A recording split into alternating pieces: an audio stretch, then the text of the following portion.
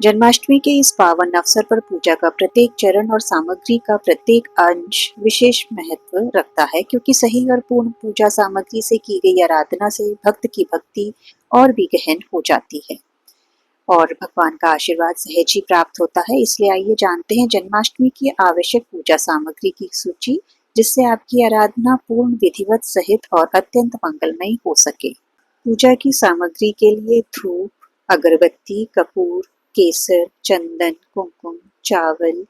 अबीर, गुलाल, अभ्रक, हल्दी, रुई, रोली, सिंदूर, सुपारी, पान के पत्ते, पुष्पमाला, मौली, बंधनवार, बाल गोपाल के लिए चूल्हा, नए वस्त्र, छोटी सी बांसुरी, आभूषण, मोरपंख, छोटी मटकियां, रंगोली, इत्र, सिक्के, मुकुट, कमल गट्टे, तुलसी की माला, खड़ा धनिया, सप्त मृतिका, सप्त धान्य, कुशा व दुर्वा, पंचमेवा, धनिया, पंजीरी, गंगाजल,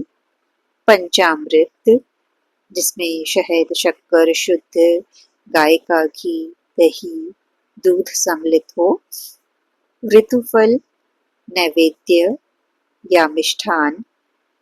पेड़ा, मक्खन, मिश्री, मालपुए, लड्डू इत्यादि, इलायची, लौंग, तांबूल, लौंग लगा पान का बीड़ा, श्रीफल, पंचपल्लव, बड़, गूलर, पीपल, आम और पाकर के पत्ते, तुलसी दल,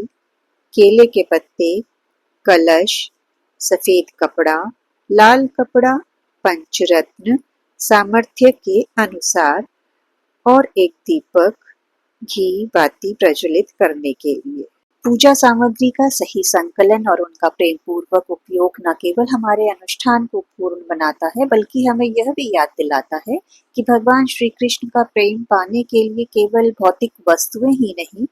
बल्कि हमारे हृदय की निर्मलता और भक्ति ही सबसे आवश्यक है। तो इस जन्माष्टमी अपने मन को भी मक्खन जितना कोमल और अपनी भक्ति को बांसुरी जितना मधुर बनाइए, ताकि जब घड़ी में 12 बजे तो आपके आंगन में भी नन्हे कान्हा के आगमन की दिव्य अनुभूति हो। 56 भोग का नाम सुनते ही मन में भगवान श्री कृष्ण की माखन चोरी, बांसुरी की तान और वृंदावन की रसमय लीलाओं का चित्र आंखों के सामने उभर कर आ जाता है। 56 भोग केवल स्वाद और विविधता का प्रतीक नहीं, बल्कि यह भक्ति, समर्पण और कृतज्ञता की अनूठी परंपरा है। कहा जाता है कि जब गोवर्धन पूजा के अवसर पर श्री कृष्ण ने गोवर्धन पर्वत उठाकर वृंदावन वासियों को मूसलाधार बारिश के कहर से बचाया था, तब पूरे 7 दिनों तक उन्होंने भोजन नहीं किया। प्रेम और आभार से भरे गोपियों ने उनके सामने 56 प्रकार के व्यंजन अर्पित किए। इसी से 56 भोग की परंपरा की शुरुआत हुई। आज भी मंदिरों और घरों में 56 भोग अर्पण करते समय हर व्यंजन केवल भोजन नहीं होता, बल्कि वह भगवान के प्रति हमारे प्रेम का स्वाद, हमारी भावनाओं की सुगंध और हमारी श्रद्धा का रंग समेटे होता है। चलिए आइए जानते हैं 56 भोग की आवश्यक सामग्री की सूची। खीर, रबड़ी, रसगुल्ला, मूंग दाल का हलवा, जीरा लड्डू, जलेबी, मोहन भोग, घेवर, पेड़ा, आम, केला, अंगूर, आलू बुखारा, सेब, बादाम का दूध, नारियल पानी, लस्सी, छाछ, शरबत, साग, कड़ी, पकोड़े, चावल, दही, पापड़, चीला, खिचड़ी, बैगन की सब्जी, टिक्की, पूरी, दूध की सब्जी, मीठे चावल, भुजिया, पापड़, खिचड़ी,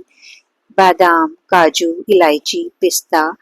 अचार, नमकीन, शक्करपारा, चटनी, मुरब्बा, सौंफ, पान सुपारी, घी, सफेद मक्खन और मिश्री, लौंगपुरी, खुरमा, कचला, घेवर, मालपुआ, चीला, जलेबी, रसगुल्ला। 56 प्रकार के व्यंजन बनाते समय बस आप इतनी सी बात ध्यान में रखिए कि भगवान को भोग में सबसे अधिक प्रिय केवल एक ही चीज है, और वो है आपका निर्मल कोमल हृदय। इसलिए इस 56 भोग में प्रेम, सच्चाई और भक्ति का तड़का जरूर लगाइए,